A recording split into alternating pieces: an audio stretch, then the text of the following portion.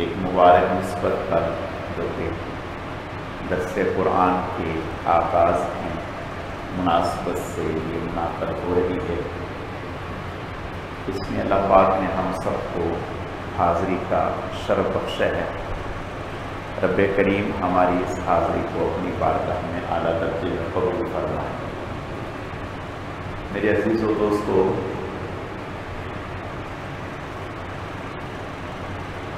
مساجد کی تعمیر اور ان کا آباد کرنا یہ اللہ تعالیٰ کے برگزیدہ محبوبین انبیاء کرام کا مبارک عمل ہے۔ آپ صلی اللہ علیہ وسلم مدینہ منورہ میں تشریف لائے تو سب سے پہلا کام مسجد کی تعمیر۔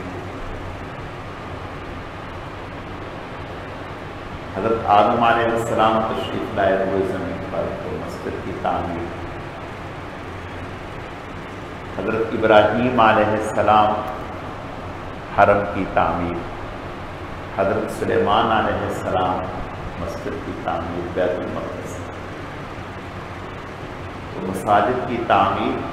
یہ بہت اونچا عمل ہے، اور پھر تعمیر کے ساتھ اس کا آباد کرنا یہ بہت بڑا عمل ہے۔ آپ صلی اللہ علیہ وسلم کا ارشاد ہے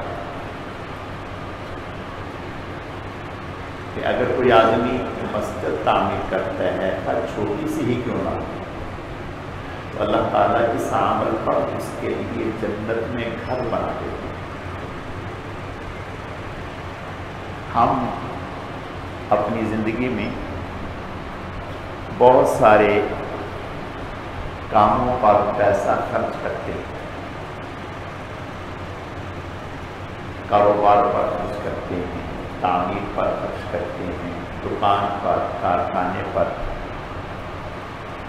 جن جگہوں پر ہم پیسہ خرچ کرتے ہیں ان کی کامیابی اور ان کے منافع کا یقین نہیں ہوتا۔ ایک رسک ہوتا ہے کہ یہ جو ہم پیسہ لگا رہے ہیں، یہ کام شروع کر رہے ہیں، عین ممکن ہے اس میں اللہ تعالیٰ کامیابی نصیب فرمائے، اور اسی امید پر شروع کیا جاتا ہے، لیکن ڈر بھی لگا رہتا ہے کہ ایسا نہ ہو پیسہ ڈوب جائے۔ یہ جو عمل ہے مساجد کی تعمیر، اس میں تو 100% کامیابی ہی کامیابی ہے، ناکامی کا تو کوئی امکان ہی نہیں۔ اور اس کی کامیابی کا اعلان تو 1400 سال پہلے ہی جناب رسول اللہ صلی اللہ علیہ وسلم فرما چکے ہیں۔ اور پھر بعض کام ایسے ہوتے ہیں کہ انسان خیر کی جگہوں پہ خرچ تو کرتا ہے، لیکن وہ نظروں سے اوجھل ہوتا ہے، دل میں ایک کھٹکا سا رہتا ہے کہ ہم نے پیسہ تو بھیجا ہے، اب نہ جانے اس کا کیا ہوا، کیا نہیں ہوا، کیسا خرچ ہوا۔ لیکن یہ میری اور آپ کی خوش نصیبی ہے کہ اللہ پاک نے یہاں جو پیسہ ہمارا لگوایا، آج ہم سب کی آنکھیں اور دل ٹھنڈا ہو رہا ہے، خوشی ہو رہی ہے۔ اس کے ثمرات ہماری نگاہوں کے سامنے کہ الحمدللہ 5 وقت کی نماز، جمعہ، اور اب الحمدللہ درس قرآن کا آغاز، مجالس ذکر، مجالس درود شریف، بچوں کی تعلیم۔ وہ خوش قسمت لوگ ہیں جنہوں نے اس کی تعمیر و ترقی کے لیے تھوڑی سی بھی کوشش کی، ایک قدم بھی اٹھایا، ایک بول بھی بولا، 1 روپیہ بھی خرچ کیا، ایک کیل بھی لگائی، وہ خوش نصیب ہیں تا قیامت رب کریم اس جگہ کو اعمال سے آباد رکھے، ذکر سے، تلاوت سے، احادیث مبارکہ سے، تفسیر سے اللہ اس جگہ کو آباد رکھے۔ انشاءاللہ یہ مبارک سلسلہ ہمارے لیے بہترین صدقہ جاریہ ہو۔ اس کے صحیح معنوں میں ہمیں ثمرات کا اندازہ جب آنکھ بند ہوگی پھر پتہ چلے گا کہ اس کے کیا ثمرات حاصل ہیں، اور ابھی بھی کوئی ڈھکے چھپے نہیں ہیں۔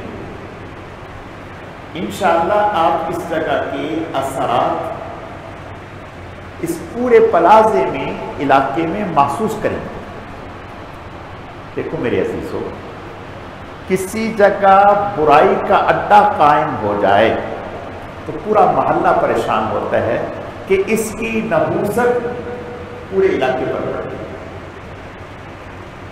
کسی بھی طرح کا برائی کا اڈا اگر کسی جگہ قائم ہوتا ہے تو علاقے کے جو مسلمان ہوتے ہیں وہ پریشان ہو جاتے ہیں، گھبرا جاتے ہیں کہ اس کی نحوست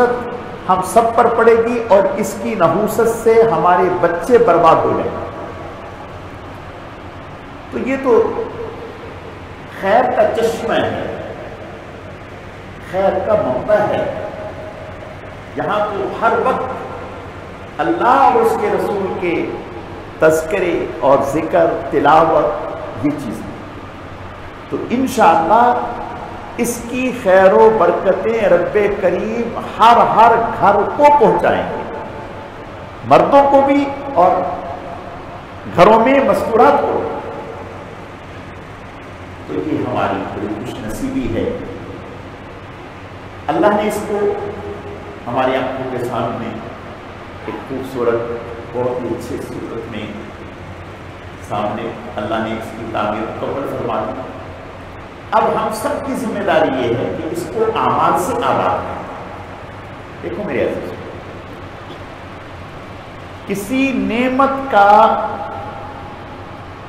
شکر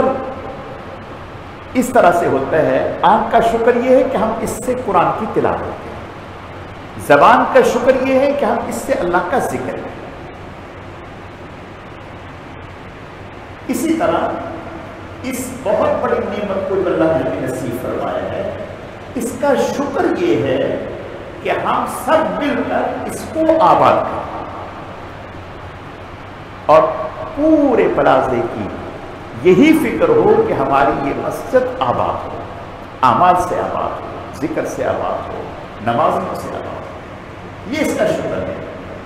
اور جب کوئی انسان شکر کرتا ہے، نیکی پر شکر کرے گا تو اللہ اس میں اضافہ کرے گا، صحت پہ شکر کرے گا اللہ اس میں اضافہ کرے گا، مال پر شکر کریں گے اللہ اس میں اضافہ کرتے ہیں۔ ان شکرتم لازیدنکم۔ حضرت امام ابو حنیفہ رحمۃ اللہ علیہ فرماتے ہیں کہ اگر کوئی آدمی یہ چاہتا ہے کہ اس کا خاتمہ ایمان پر ہو تو وہ ایمان پر اللہ کا شکر ادا کرے، اللہ کا شکر ادا کرے، اللہ ایمان پر خاتمہ نصیب فرمائے۔ تو الحمدللہ اللہ پاک نے بہت ہی کرم فرمایا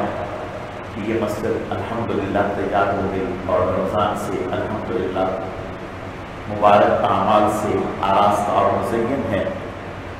اور ایک اور مبارک سلسلے کا آج آغاز ہونے جا رہا ہے، جس کے لیے ہمارے مخدوم مکرم استاذ العلماء، استاذ الحدیث حضرت مفتی سعید صاحب دامت برکاتہم العالیہ تشریف لائے ہوئے ہیں۔ حضرت الحمدللہ ہمیشہ ہم اہل علاقہ پر شرکت فرماتے ہیں اور بہت محبت سے تشریف لاتے ہیں مدنی مسجد میں، اور آج یہاں تشریف لائے ہیں۔ تو سچی بات یہ ہے کہ ہم بس یہی کہہ سکتے ہیں اور تو کچھ نہیں ہمارے پاس، کہ دعا گو ہیں اللہ تعالیٰ حضرت کے ایک ایک سانس سے اور ایک ایک قدم سے اللہ تعالیٰ خیر کے چشمے جاری و ساری فرما دے، اور اللہ تعالیٰ حضرت کی زندگی میں بے حد برکتیں عطا فرمائے، حضرت کا سایہ اللہ تعالیٰ ہم سب پر اور پورے شہر پر قائم فرمائے۔ تو انشاءاللہ ابھی ہم درس دیں گے اور اس کے بعد دعا ہوگی۔ تو اللہ پاک اس پورے سلسلے میں جتنے بھی لوگوں کی کوششیں کاوشیں ہیں، خاص طور پر مولانا انعام صاحب، اللہ تعالیٰ اپنے کرم سے اور ان کے ساتھ تمام رفقائے کار، اللہ سب کی محنتوں کو کاوشوں کو قبول فرمائے، سب کو اس پر دنیا اور آخرت میں اپنی شایان نشان اجر بدلہ اور ثواب عطا فرمائے۔ اب میں آپ میں اور حضرت میں زیادہ مخل نہیں ہونا چاہتا، حضرت کو دعوت دیتا ہوں، حضرت تشریف لائیں اور درس قرآن ارشاد فرمائیں۔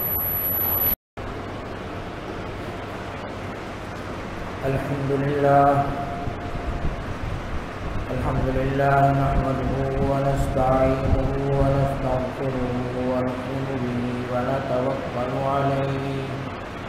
ونعوذ باللہ من شرور انفسنا ومن سیئات اعمالنا، من یهده اللہ فلا مضل له ومن يضلل فلا هادي له،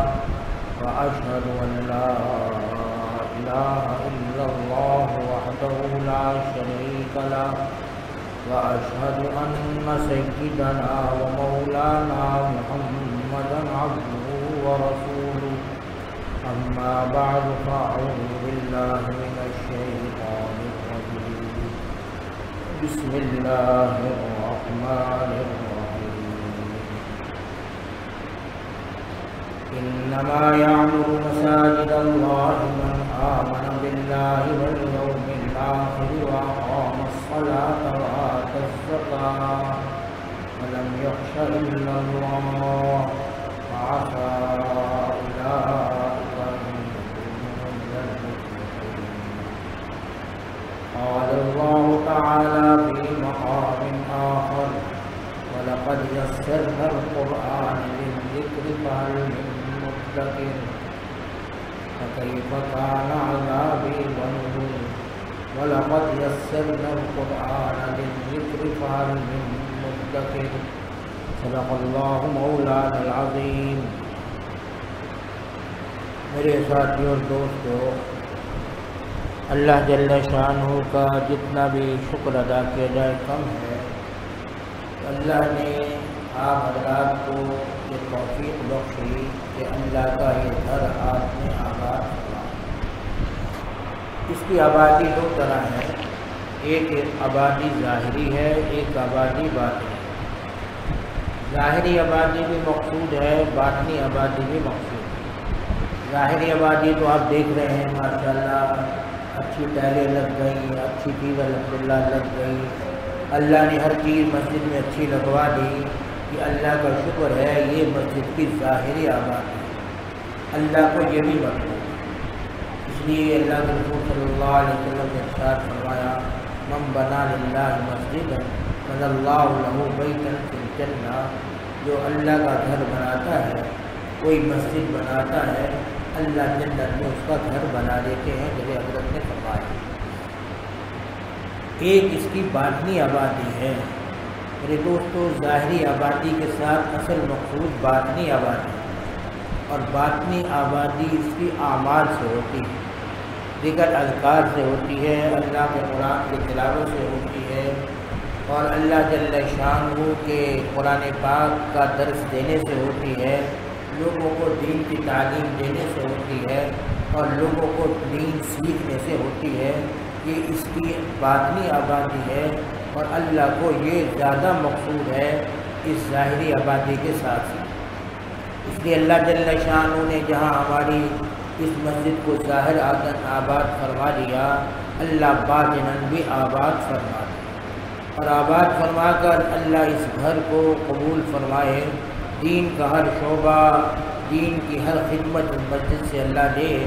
اور پورے علاقے میں اللہ جل شانہ اس کے صدقے دین کی ہوائیں چلا دے، قرآن کے نغمے بلند ہو جائیں، اور قرآن کے پڑھنے پڑھانے والے پیدا ہو جائیں. میرے دوستو، یہ مقصود ہے اللہ کے اس گھر. دیکھیے، دین سیکھنا، قرآن کی تعلیم سیکھنا، اللہ کے قرآن کو پڑھنا اور اس کو سیکھنا، اس کے مسائل کو سیکھنا، یہ میرے دوستو ایسی چیز ہے کہ صحابہ رضوان اللہ تعالیٰ عنہم اجمعین دنیا میں سب سے زیادہ اس کی طرف رغبت کرنے والے تھے اور اللہ کے قرآن کو حاصل کرنے والے تھے۔ احادیث کی کتابوں میں آتا ہے حضرت عمر رضی اللہ تعالیٰ عنہ نے ایک صحابی سے یہ کہا کہ بھئی تم جس علاقے کے گورنر ہو، میں چاہتا ہوں کہ اس علاقے کا گورنر تم کسی اور کو بنا دو اور تم مکہ مکرمہ کے گورنر بنو، اس لیے اپنی جگہ کوئی آدمی تلاش کرو کہ وہ آدمی تمہاری جگہ جو ہے اس علاقے کا گورنر بن جائے۔ اس صحابی نے کچھ سوچا اور سوچنے کے بعد کہنے لگے امیر المومنین میں نے انتخاب کر لیا۔ امیر المومنین عمر نے سوال کیا کہ کس کا انتخاب کیا تم نے؟ غالباً انہوں نے کہا کہ میں نے ابن ابی اوفا کا انتخاب کیا ہے کہ وہ اس علاقے کے گورنر کے موضوع ہیں۔ امیر المومنین حضرت عمر ان کو جانتے نہیں تھے، فرمانے لگے یہ ابن ابی اوفا کون آدمی ہے؟ کہا امیر المومنین یہ ہمارا غلام ہے آزاد کرنا۔ اور لازمی بات ہے آپ جانتے ہیں کہ شریعت میں غلام وہ ہوتا ہے جو کفر کی حالت میں گرفتار ہو جائے اور مسلمان لڑائی میں کفر کی حالت میں اس کو گرفتار کر لیں اور وہ مسلمانوں میں تقسیم ہو جاتا ہے جب، تو وہ غلام بن جا کر ہمیشہ کے غلام رہتا ہے جب تک مالک آزاد نہ کرے، ہمیشہ غلام رہے، چاہے کلمہ پڑھ لے مسلمان ہو جائے تب بھی غلام ہی رہتا ہے، اللہ کہ مالک آزاد کر دے تو وہ آزاد ہوتا ہے ورنہ آزاد ہوتا نہیں۔ تو اب حضرت عمر کو بہت تعجب ہوا، اس کہنے لگے کہ کل کا غلام یعنی کل کا کافر اور آج کے مسلمانوں پر حکمرانی کرے گا اور مسلمانوں کے گورنر بن کر یہاں مسلمانوں پر حاکمیت کرے گا، یہ کیسے ممکن ہے؟ تو اس پر حضرت عمر کو جواب دیا ان صحابی نے، کہا امیر المومنین ان کو اللہ کا قرآن سب سے زیادہ یاد ہے۔ تو حضرت عمر نے جب یہ بات سنی تو سنتے ہی حضرت عمر رضی اللہ تعالیٰ عنہ فرمانے لگے کہ میں نے اپنے پاک نبی صلی اللہ علیہ وسلم سے سنا ہے، آپ صلی اللہ علیہ وسلم فرماتے تھے کہ یہ قرآن بہتوں کو بلند و بالا کر دے گا اور بہتوں کو ذلیل کر دے گا۔ فرمایا ان اللہ یرفع بہذا القرآن اقواما ویضع بہ آخرین، کہ اللہ اس قرآن کے ذریعے بہتوں کو بلند و بالا کرے گا اور بہتوں کو ذلیل کرے گا۔ فرمایا کل کے غلام آج کے حکمراں بن جائے، یہ اس قرآن کی برکت ہے کہ یہ قرآن ایسی چیز ہے کہ یہ قرآن غلاموں کو بھی حکمراں بنا دیتا ہے، غلاموں کو بھی مسلمانوں کا امام اور پیشوا بنا دیتا ہے۔ اس لیے حضرت عمر رضی اللہ تعالیٰ عنہ نے ان کی گورنری کو پسند فرمایا، کیونکہ حضرت عمر کے بارے میں مشہور ہے کہ کان وقافا علی القرآن، وہ قرآن پر سب سے زیادہ توقع کرنے والے تھے اور سب سے زیادہ بھروسہ اور اعتماد کرنے والے۔ جب قرآن کا نام آ جاتا تھا تو حضرت عمر رضی اللہ تعالیٰ عنہ پھر خاموش ہو جاتے تھے، کبھی جواب نہیں دیتے، حالانکہ ان کے پاس جواب ہوتے تھے۔ ایک دفعہ حضرت عمر رضی اللہ تعالیٰ عنہ بیان فرما رہے تھے کہ لوگوں مہر کم رکھا کرو، زیادہ مہر نہ رکھا کرو، تم بڑی بڑی رقمیں مہر رکھتے ہو، اس لیے میں چاہتا ہوں تم مہر کم رکھا کرو اور مہر زیادہ نہ رکھو۔ تو ایک عورت کھڑی ہو گئی، حضرت عمر سے کہنے لگی عمر تم کون ہو روکنے والے؟ ہم مہر جتنا بھی رکھیں ہماری مرضی ہے، کیونکہ مہر عورت کا حق ہوتا ہے، اس لیے کہا ہماری مرضی ہے، ہم جتنا بھی مہر رکھیں، اللہ نے ہمیں اجازت دی ہے اور اللہ نے فرمایا وَإِنْ آتِيتُمْ إِحْدَاهُنَّ قِنْطَارًا فَلَا تَأْخُذُوا مِنْهُ شَيْئًا، اگر تم نے اس عورت کو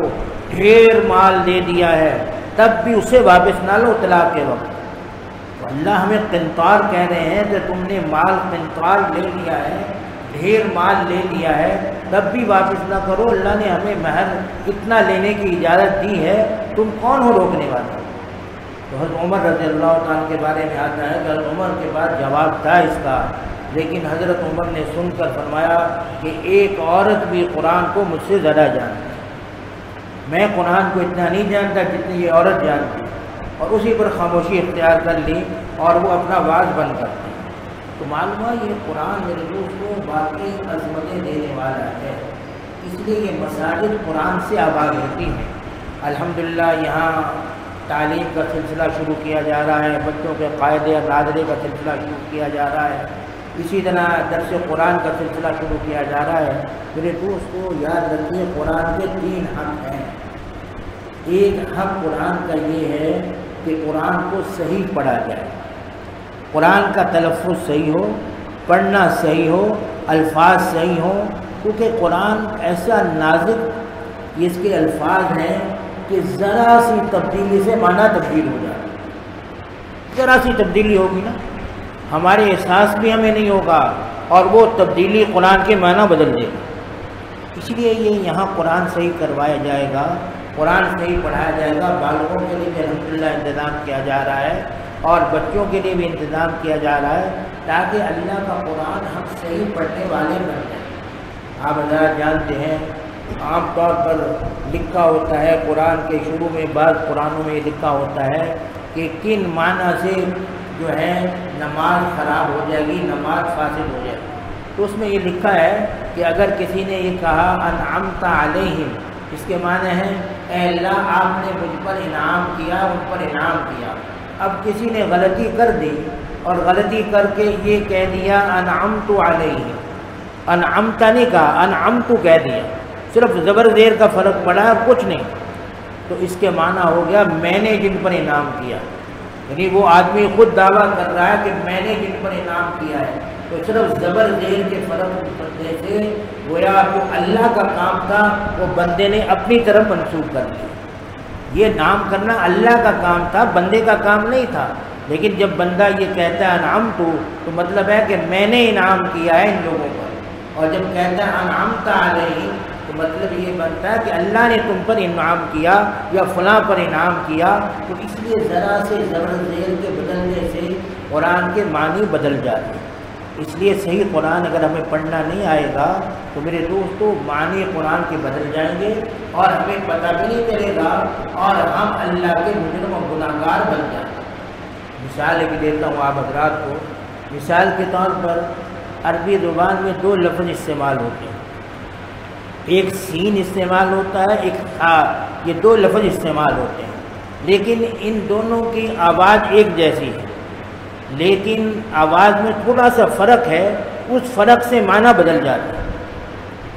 اگر وہ فرق ملحوظ نہ رکھا جائے تو سا کے معنی کچھ اور ہے اور سین کے معنی کچھ اور ہے۔ قرآن پاک میں ہے بسم اللہ، اس کے معنی ہے اللہ کے نام سے شروع کرتا ہوں، اور اگر آپ نے اس کو سختی سے نہیں پڑھا، بسم کو سین کو نرمی سے پڑھ لیا اور کہا بسم اللہ، اس کے معنی سا کے آ گئے اور اسم کے معنی گناہ کے آتے ہیں، تو مطلب ہوا اللہ کے گناہ سے میں شروع کرتا ہوں۔ تو اللہ کی نافرمانی سے قرآن شروع کرے گا تو میرے دوستو آپ اندازہ کر لیجئے کہ کتنا بڑا اس نے گناہ کر لیا۔ اس لیے قرآن کو صحیح پڑھنے کی کوشش کرنا یہ ہماری سب کی ذمہ داری ہے کہ ہم قرآن بالغ بھی نابالغ بھی، بچے بھی بڑے بھی، قرآن پاک کو صحیح پڑھیں تاکہ قرآن کا پہلا حق ادا ہو۔ اس لیے قرآن کے لیے الحمدللہ ان حضرات نے یہ کوشش کی ہے، اللہ ان حضرات کو جزائے خیر عطا فرمائے۔ حضرت مولانا کی سرپرستی میں الحمدللہ کام ہو رہا ہے، اللہ جل شان مولانا کی عمر میں برکتیں عطا فرمائے اور حضرت ہے اللہ جل شان سے کام لیتا رہے پورے علاقے میں، اللہ ان کے فیض کو عام فرمائے۔ میرے دوستوں قرآن کو صحیح پڑھنے کی کوشش کی تھی ہمارے بزرگ، ہمارے استاد شیخ الحدیث حضرت مولانا یوسف بنوری رحمۃ اللہ علیہ۔ طلباء جو ہے وہ بعض دفعہ عبارت غلط پڑھتے تھے، بخاری کی عبارت ہوتی تھی، اب بخاری کی عبارت میں غلطی آ جاتی، جب غلطی آ جاتی تو حضرت فرماتے ایھا المحققین۔ اب پھر لوگ کہتے ہیں کہ بھی یہ حضرت وہ فرما رہے ہیں، بڑی تعریف فرما رہے ہیں، تو فرمایا تھے میاں یہ پتہ کس سے ہے؟ فرمایا یہ قاف سے نہیں ہے، یہ کاف سے ہے، اور فرماتے تھے قاف سے معنی ہے اے تحقیق کرنے والوں، اور اگر کاف پڑھیں گے ایھا المحققین مطلب اے خارج کرنے والوں، یعنی حق کے معنی کاف کے ساتھ چھوٹے کاف کے معنی خارج کے آتے ہیں اور بڑے کاف کے معنی تحقیق کے آتے ہیں۔ تو حضرت فرماتے تھے کہ تم خارشی ہو، تم محقق نہیں، یعنی جب تم عبادت غلط پڑھتے ہو تو تم کس قابل ہو؟ بس خارج تمہیں آتی ہے اور کچھ نہیں آتا۔ تو معلوم ہوا کہ یہ اللہ جل شانہ ہمیں توفیق دے کہ اگر ہم قرآن کو صحیح نہیں پڑھیں گے تو میرے دوستو ہم اللہ کے مجرم بن جائیں گے اور اللہ جل شانہ کے ہاں ہماری پکڑ ہو جائے گی۔ اس لیے قرآن صحیح پڑھنے کی کوشش کرنا ہے، یہ ہم سب کی ذمہ داری ہے، میں ہوں یا آپ ہوں، جو بھی ہیں ہم سب کی ذمہ داری ہے ہم قرآن پاک کو صحیح پڑھنے کی کوشش کریں۔ تو عجیب بات یہ ہے، میں اکثر کہتا رہتا ہوں کہ صحابہ جتنے بھی ہیں نا، سارے صحابہ نے بڑی عمر میں قرآن پڑھا ہے، بچپن میں کچھ صحابہ نے قرآن پڑھا ہے، ورنہ اکثر صحابہ نے بڑی عمر میں قرآن پڑھا ہے۔ چھوٹی عمر میں پڑھنے والوں میں عبداللہ بن عباس ہیں جن کی عمر 12 سال تھی، وہ فرماتے ہیں کہ جب اللہ کے نبی کا انتقال ہوا تو میری عمر تھی 12 سال۔ تو اب میں بچہ تھا، کچھ مجھے پتہ نہیں تھا، زیادہ علم نہیں تھا، میں کچھ ذرا جانتا نہیں تھا، لیکن اللہ کے نبی نے دعائیں ان کو بہت دی۔ کہتے ہیں حدیث کی کتابوں میں آتا ہے، فرماتے ہیں میرے دل میں آیا کہ نبی صلی اللہ علیہ وسلم کے اعمال جو گھر کے باہر کے ہیں یہ تو ہم دیکھ ہی رہے ہیں، اس لیے گھر میں آپ کیا اعمال کرتے ہیں تو گھر کے اعمال معلوم کرنا چاہیے۔ یعنی بچپن میں شوق تھا علم کا، اس لیے چاہا کہ گھر کے اعمال دیکھنے چاہیے کہ اللہ کے نبی گھر میں کیا کرتے ہیں تاکہ ہم وہ اعمال کرنے والے بن جائیں۔ تو فرمایا میں نے بہت سوچا، سوچنے کے بعد میرے دل میں اللہ نے یہ ڈالا کہ تمہاری خالہ جو ہیں ام المؤمنین حضرت میمونہ رضی اللہ تعالیٰ عنہ، یہ ان کی خالہ لگتی تھی، حضور کی زوجہ مطہرہ تھی، تو ان خالہ کے گھر میں رات گزاروں تو وہاں اللہ کے نبی رات گزاریں گے تو رات کے اعمال جو کریں گے میں بھی دیکھ لوں گا، تو میں لوگوں کو بتلاؤں گا، لوگ بھی کریں گے میں بھی کروں گا۔ تو کہتے ہیں میں رات جا کر اپنی خالہ حضرت میمونہ کے گھر میں کہا کہ آج رات میں یہیں سوؤں گا، تو انہوں نے کہا ٹھیک ہے تم یہ بستر لگا دیا۔ بستر کیا تھا کہ تکیہ تھا، چادر تھی۔ کہا کہ حضور تشریف لائے، آ کر کچھ دیر آپ صلی اللہ علیہ وسلم نے بات کی، بات کرنے کے بعد پھر آپ نے کچھ پڑھا، پڑھنے کے بعد آپ تکیے پہ سر رکھ کے لیٹ گئے۔ کہتے ہیں میں تو سر رکھ کے لیٹ گیا لیکن میں سویا نہیں، میں چاہتا یہ تھا کہ اللہ کے نبی رات کو اٹھ کے کیا کرتے ہیں تاکہ وہ دیکھوں، اگر میں سو گیا تو وہ اعمال کا پتہ نہیں چلے گا۔ پھر کہتے ہیں میرے دل میں خیال آیا لیٹے لیٹے کہ اللہ کے نبی تو سو گئے، تو اللہ کے نبی اٹھیں گے تو وضو بھی فرمائیں گے، پیشاب وغیرہ بھی کریں گے، اب پانی کا آپ صلی اللہ علیہ وسلم کو انتظام کرنا پڑے گا، اس لیے میں کیوں نہ اللہ کے نبی کے لیے پہلے ہی سارے انتظام کروں۔ تو میں اٹھ کر میں نے لوٹا بھرا، لوٹا بھرنے کے بعد ایک اپنا لیا مٹی کا ڈھیلا، وہ لے کر میں نے اس کو ایسا کیا کہ جو لیٹرین وغیرہ تھی وہاں باہر اس کو بھر کے رکھ دیا، اور ایک ڈھیلا بھی وہاں رکھ دیا، اور رکھ کر پھر میں لیٹ گیا۔ اللہ کے نبی کہتے رات گزری کچھ، تو اللہ کے نبی آخری رات کے پہر میں اٹھے، اٹھ کر آپ نے لوٹا تلاش کیا تو آپ کی نظر پڑی لوٹا سامنے لیٹرین کے باہر رکھ دیا۔ تو اللہ کے نبی نے جب اس کو اٹھایا تو وہ بھرا ہوا تھا۔ آپ کے دل کو بہت خوشی ہوئی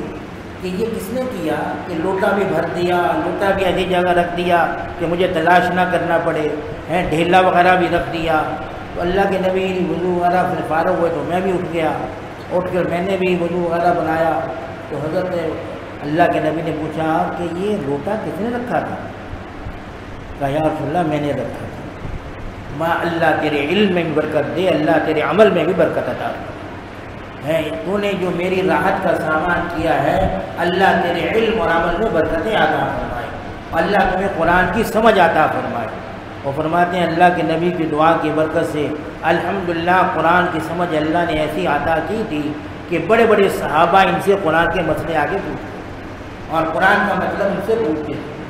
تو فرماتے ہیں حضور نے رات کو تہجد پڑھی، میں بھی ساتھ کھڑا ہو گیا، میں بائیں جانب کھڑا ہوا تو اللہ کے نبی نے مجھے کان سے پکڑ کر مجھے اپنی دائیں جانب کھڑا کر دیا، اور پھر مجھے ایک نیند سی آ رہی تھی تو اللہ کے نبی نے میرے سر پر ہاتھ پھیرا اور بالوں پر ہاتھ پھیرا تاکہ میری نیند دور ہو جائے، میرے کان کو تھوڑا مروڑا تاکہ میری نیند دور ہو جائے۔ تو اس لیے میں بھی اللہ کے نبی تک کھڑے ہو کر نماز پڑھتا رہا۔ اس طرح میں نے رات کے اعمال اللہ کے نبی کے دیکھے، اور پھر امت تک وہ اعمال پہنچے کہ اللہ کے نبی رات کو اٹھ کر کیا کرتے تھے، سب سے اٹھ کر پہلے آپ صلی اللہ علیہ وسلم بیٹھ جاتے اور بیٹھ کر آپ اپنے آنکھوں پر ہاتھ ملتے، اور ہاتھ ملنے کے بعد پھر آپ تلاوت فرماتے سورہ آل عمران کی آخری رکوع کی ان فی خلق السماوات والارض واختلاف اللیل والنہار، یہ پورا رکوع تلاوت فرماتے اور تلاوت فرمانے کے بعد پھر آپ صلی اللہ علیہ وسلم اٹھ کر وضو وغیرہ فرماتے۔ تو یہ سارے اعمال عبداللہ بن عباس نے ہمیں بتلائے کہ اللہ کے نبی رات کو یہ اعمال کرتے تھے۔ یعنی اس طرح ہمیں بہت سے اعمال عبداللہ بن عباس رضی اللہ تعالیٰ سے معلوم ہوئے ہیں۔ یہ اپنے بارے میں خود فرماتے ہیں کہ اللہ کے نبی جب انتقال کر گئے تو میں نے ایک انصاری صحابی سے کہا کہ اللہ کے نبی دنیا سے چلے گئے، اس لیے ہمیں علم سیکھنا چاہیے۔ وہ کہنے لگا بڑے بڑے صحابہ موجود ہیں، ابو بکر جیسے، عمر جیسے، اور عثمان جیسے، علی جیسے بڑے بڑے صحابہ موجود ہیں، ابی بن کعب جیسے جو قاری قرآن ہیں، ہم سے کون دین سیکھے گا؟ اس لیے اس نے ہمت نہ کی اور میں نے ہمت کر لی۔ میں نے کہا نہیں، میں سیکھوں گا۔ اور فرمایا تھا کہ میں ایک ایک صحابی کے گھر میں جاتا تھا، جا کر ان کے دروازے پر بیٹھ جاتا تھا کہ جب وہ اندر سے نکلیں گے تو پھر میں ان سے قرآن کا مطلب یا قرآن کی آیت یا جو حدیث سننی ہے ان سے پوچھوں گا۔ وہ کبھی 1 گھنٹے بعد نکلتے، کبھی 2 گھنٹے بعد نکلتے، ان کو پتہ ہی نہیں ہوتا تھا کہ باہر عبداللہ بن عباس بیٹھے ہیں۔ تو فرماتے جب وہ باہر نکلتے تو پوچھتے تم کتنی دیر سے بیٹھے ہو؟ کہا مجھے تو 2 گھنٹے ہو گئے آپ کے انتظار میں کہ آپ باہر نکلیں گے تو میں قرآن کی آیت کا مطلب پوچھوں گا، میں فلاں حدیث آپ سے سنوں گا۔ تو اس پر وہ کہتے تم اللہ کے نبی کے چچا داد بھائی ہو، تم ہمیں اطلاع کرتے ہم فوراً باہر نکل آتے یا تمہیں اندر بلا لیتے، تم نے اتنا انتظار کیوں کیا؟ کہا میں دین سیکھنے کے لیے آیا ہوں، آپ کو تکلیف دینے کے لیے نہیں آیا، محتاج میں ہوں، آپ محتاج میرے نہیں ہیں، اس لیے مجھے انتظار کرنا ہے، نہ آپ کو انتظار نہیں کروانا۔ تو اس لیے گویا اس طرح عبداللہ بن عباس رضی اللہ تعالیٰ نے دین سیکھا ہے اور دین سیکھ کر امت کو پہنچایا ہے۔ تو میرے دوستو، یہ دین سیکھنا، قرآن پاک کو صحیح پڑھنا اور قرآن پاک کو صحیح پڑھنے کی کوشش کرنا، یہ ہم سب کی ذمہ داری ہے، ورنہ قرآن کے معنی بدل گئے تو یاد رکھیے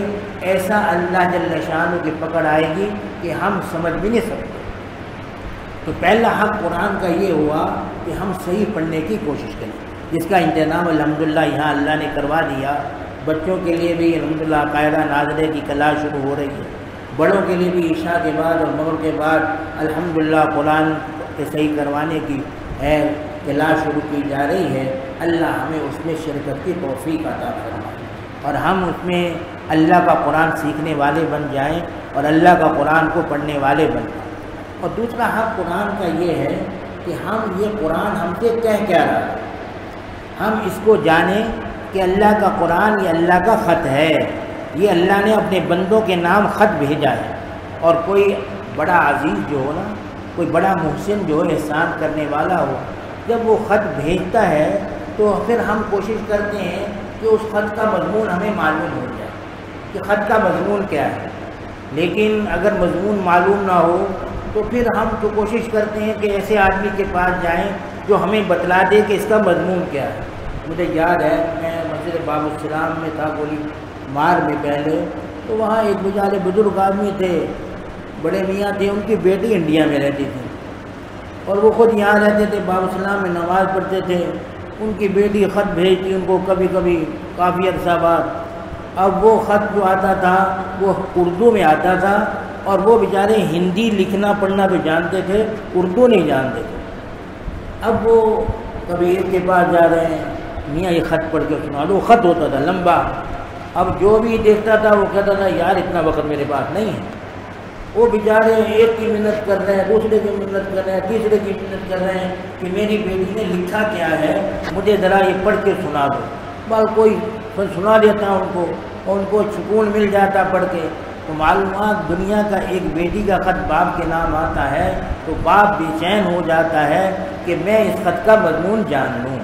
اس خط میں کیا لکھا ہے مجھے معلوم ہو جائے۔ تو میرے دوستو یہ اللہ کا قرآن ہے، اپنے بندوں کے نام ہے، کیا ہمارا یہ حق نہیں ہے کہ ہم جانیں اللہ ہم سے کیا کہہ رہے ہیں، اللہ کا ہم سے مطالبہ کیا ہے، اللہ ہم سے چاہتے کیا ہیں، اللہ کا قرآن کہہ کیا رہا ہے اور ہم سے مطالبہ کیا کر رہا ہے۔ اس لیے اس کا ترجمہ سیکھنا یہ بھی ہماری ذمہ داری ہے، ہم قرآن کا ترجمہ سیکھنے کی کوشش کریں، اور اس کا بھی اللہ نے ان سے انتظام کروا دیا۔ الحمدللہ درس قرآن کا سلسلہ شروع کیا جا رہا ہے ابھی فی الحال تو ہفتے میں ایک دفعہ اتوار کے دن درس ہوگا، اور پھر انشاءاللہ آپ کا شوق دیکھ کر اس میں مزید بھی بڑھایا جا سکتا ہے۔ اس کی کوشش کریں کہ اس درس قرآن میں ضرور شریک، تاکہ ہمیں پتہ چل جائے کہ اللہ ہم سے کیا چاہتے ہیں، اللہ کا ہم سے مطالبہ کیا ہے، قرآن پاک ہمیں کیا کہہ رہا ہے۔ اور قرآن کے مضامین ایسے ہوتے ہیں میرے دوستو کہ بعض دفعہ انسان سنتا ہے تو خود بخود زبان سے نکلتا ہے واقعی اللہ کا قرآن ہے۔ ایسے اللہ جل شانہ اپنے مضامین کو بیان کرتے ہیں کہ دنیا اس کو بیان کر ہی نہیں سکتی۔ مجھے یاد آیا ایک ڈاکٹر رضوان صاحب تھے، یہاں کراچی میں ہوتے تھے، عربی میں بہت ماہر تھے۔ وہ ریاض یونیورسٹی میں عربی کے استاد تھے، پھر وہ ریٹائر ہو کر یہاں پاکستان میں ندوہ کے پڑھے ہوئے تھے، یہاں پاکستان میں آ گئے تو وہ حضرت مولانا جو تھے اپنا نفیس حسین شاہ صاحب جو تھے، حضرت نفیس حسین شاہ صاحب، ان کا ساتھ تعلق کافی تھا۔ اور یہاں حضرت سید نفیس حسین شاہ صاحب تشریف لائے بنوری ٹاؤن میں، تو ان کو ملنے آئے، میں نے اس وقت ان کو دیکھا بھی ہے ڈاکٹر رضوان صاحب کو۔ تو ڈاکٹر رضوان صاحب نے ایک مضمون جنگ اخبار میں لکھا، وہ مضمون میں جنگ اخبار میں پڑھا تو فرمانے لگے کہ ایک جگہ ہم بہت سارے لوگ اہل علم جمع تھے، جس میں عرب بھی تھے، بہت بڑے عرب عربی جاننے والے ماہر تھے، میں بھی اس میں کیا تھا، اور بھی بہت اچھے اچھے ماہر اہل علم موجود تھے، اور عربی کے بڑے بڑے اساتذہ موجود تھے۔ تو وہاں کسی انگریز بھی موجود تھے کچھ، تو انہوں نے کہا قرآن تمہارا بار بار چیلنج کرتا ہے، جیسا قرآن بنا کے لاؤ، جیسا قرآن بنا کے لاؤ، اس میں کون سی خوبی ہے کہ قرآن یہ چیلنج کرتا ہے اور کوئی اس کو بنا نہیں سکا تک۔ تو کہنے لگے، میں نے اس وقت اللہ میرے دل میں ڈالا، میں نے ان کو کہا بھائی ایک بات میں آپ حضرات سارے بیٹھے ہیں، اہل عرب ہیں، بڑے بڑے عرب کے ماہر ہو، ایک چیز کی وسعت کو بیان کرو، ایک چیز کتنی وسیع ہے، کتنی بڑی گہری ہے، کتنی بڑی ہے، اس کی وسعت کو تم بیان کرو عربی زبان۔ اپنی زبان عربی تمہاری ہے، مادری زبان ہے، اس لیے عربی میں بیان کرو تاکہ پتہ چلے۔ اور انگریز کو کہا تم اپنی زبان میں لفظ بیان کرو، جس سے یہ پتہ چلے کہ یہ لفظ تمہارا گہرائی کے لیے، بڑائی کے لیے، وسعت کے لیے استعمال ہوتا ہے، تو ایسا کوئی لفظ استعمال کرو۔ تو انہوں نے بہت سے لفظ استعمال کیے، عمیق، طویل، وسیع، عریض، پتہ کیا کیا لفظ استعمال کیے عبارت میں۔ تو فرمانے لگے، میں نے ان سے کہا آپ سب اہل عرب ہیں اور عربی کے ماہر ہیں، لیکن قرآن کی اعجاز پر قربان جائیں، قرآن نے ایک چیز کی وسعت کو بیان کیا ہے اور ایسے انداز میں بیان کیا ہے کہ ہم میں سے کوئی بھی نہیں بیان کر سکتا۔ میں نے کہا کہ وہ کون سا لفظ ہے، آپ کس بارے میں کہہ رہے ہیں؟ کہا دیکھو آپ نے کہا نا وسیع، عریض، عمیق، طویل، وسیع، فلاں فلاں، کتنے لفظ بڑھائے اس کی وسعت کو بیان کرنے کے لیے، لیکن قرآن پاک میں اللہ جل شانہ نے ایک جگہ فرمایا یوم نقول لجہنم، جس دن ہم جہنم سے کہیں گے حلیم تلاتی، کیا تو بھر گئی؟ تو جواب میں جہنم کہے گی حل من مزید، کیا کچھ اور بھی ہے؟ مطلب سارے کافر جہنم میں چلے گئے، کوئی کافر نہیں رہا، جتنے گناہگار مسلمان تھے وہ بھی جہنم میں چلے گئے، اور اللہ سوال کر رہے ہیں کہ کیا اور کچھ تجھے چاہیے یا نہیں چاہیے، تو بھر گئی یا نہیں بھر گئی؟ تو بتلائے گی کہ میں اتنی وسیع اور گہری ہوں کہ اور بھی کچھ ہو تو وہ بھی لے آؤ۔ تو صرف حل من مزید کہہ کے قرآن نے اس کی وسعت کو ایسا بیان کیا ہے کہ دنیا کا کوئی اہل ادب اس کو بیان نہیں کر سکتا، صرف اتنا اس نے کہا حل من مزید، کیا کچھ اور ہے؟ یعنی جو اور ہے تو وہ لے آؤ، میں اس میں تیار ہوں۔ یہاں تک حدیث میں اللہ کے رسول صلی اللہ علیہ وسلم نے ارشاد فرمایا کہ جہنم بھرے گی نہیں، جب جہنم بھرے گی نہیں اور وہ اتنی چیخ رہی ہوگی، قرآن پاک میں آتا ہے کہ وہ چیخ و چنگاڑ رہی ہوگی کافروں پر کہ مجھے اندر اور لے آؤ، اور کافر لے آؤ، تو اللہ جل شانہ جو ہے ایک اپنا کرم فرمائیں گے، اور وہ کرم کیا کریں گے؟ فرمایا کہ اللہ اپنا قدم اس پر رکھ دیں گے۔ جب اللہ اپنا قدم رکھیں گے تو وہ پچک جائے گی، اور پچک کر کے کہ بس بس بس بس قط قط قط قط قط قط، بس بس بس بس میں بھر گئی بھر گئی بھر گئی۔ تو فرماتے ہیں یہ اللہ جل شانہ کا قدم سے کیا مراد ہے ہم نہیں جانتے، اللہ کے قدم سے کیا مراد ہے ہم نہیں جانتے کہ اللہ کا قدم ہماری طرح کا قدم نہیں ہے، کیونکہ اللہ نے کہہ دیا لیس کمثلہ شیء، اس جیسی کوئی چیز نہیں ہے،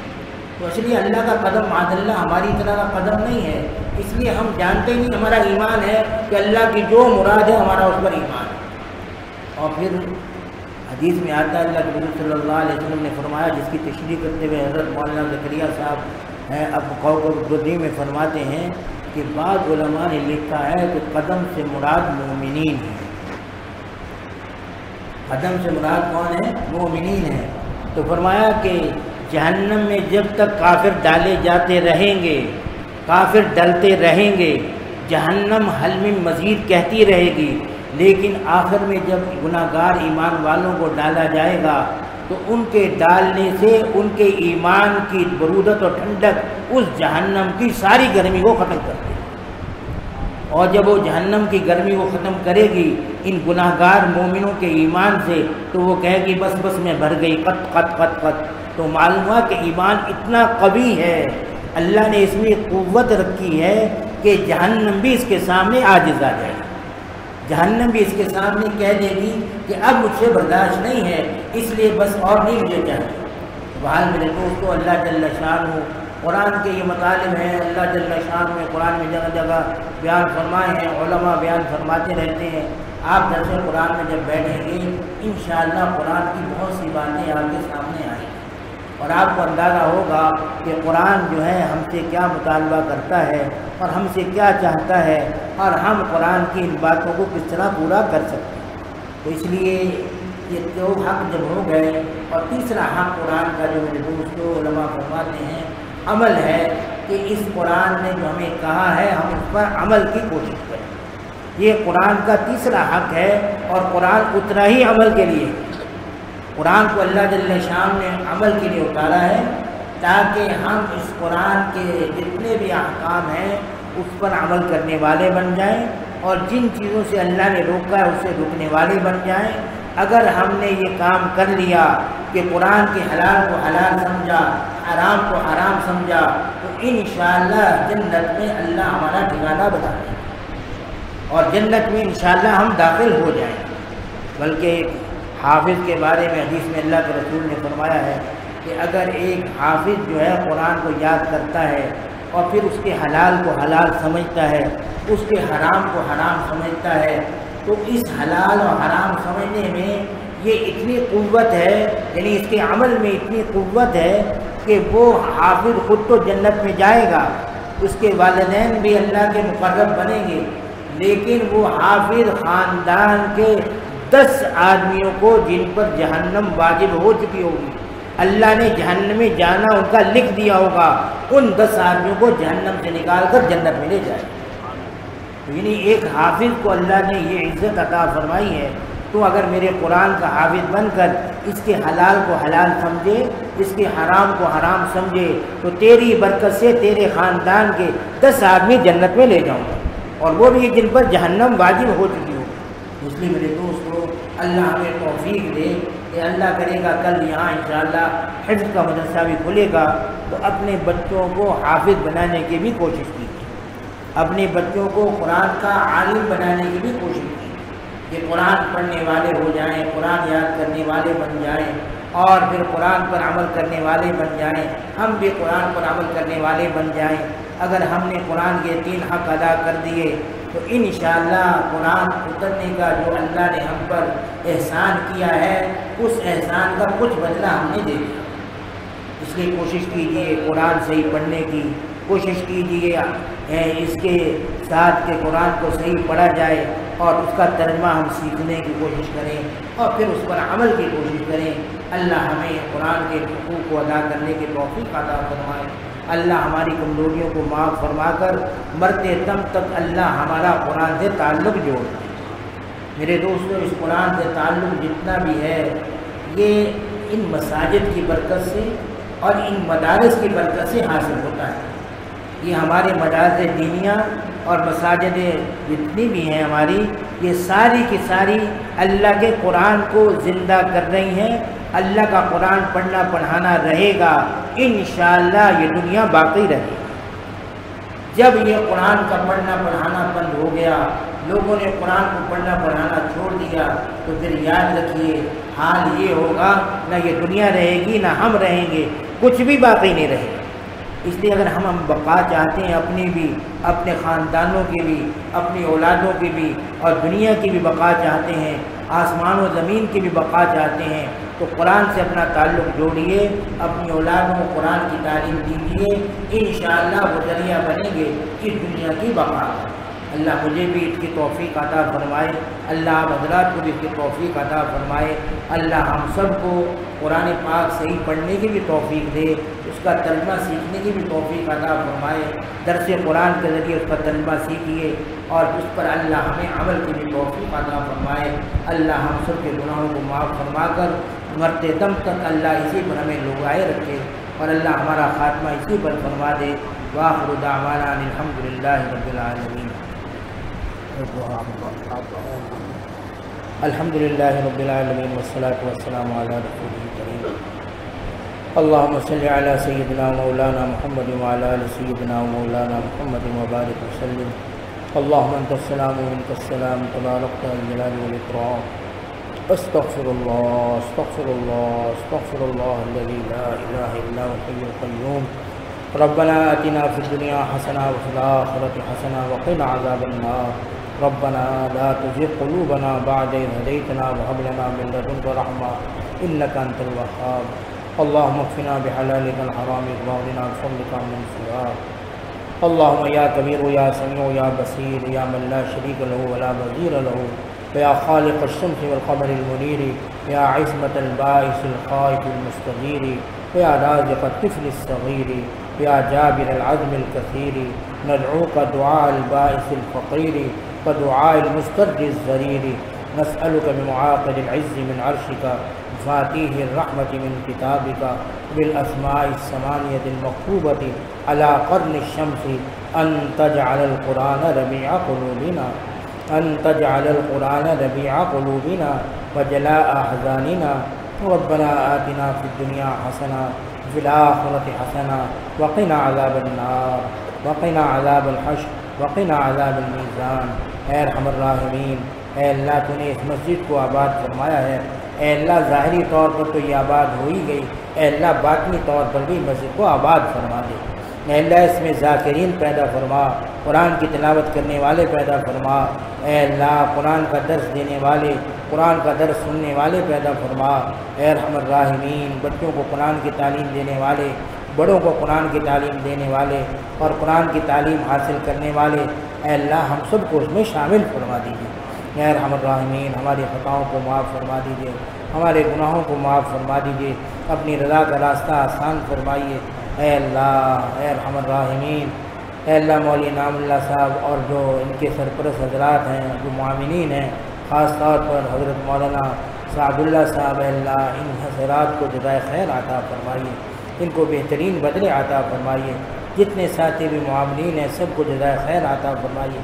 جن کا پیسہ بھی اس مسجد پہ لگا ہے اے اللہ جنت میں ان کے محل تیار فرما دیجیے۔ اے ارحم الراحمین، اے ارحم الراحمین، ہم سب کی خطاؤں کو معاف فرما دیجیے، ہم سب کے گناہوں کو معاف فرما دیجیے، مرتے دم تک دین کی خدمت میں لگائے رکھیے، قرآن کی خدمت میں لگائے رکھیے۔ اے اللہ ہم سے قرآن کی خدمت لے لیجیے۔ اے اللہ یہاں بنات کا شعبہ جو عرصے سے کام کر رہا ہے، اے اللہ اس کے صدقے پورے علاقے میں اے اللہ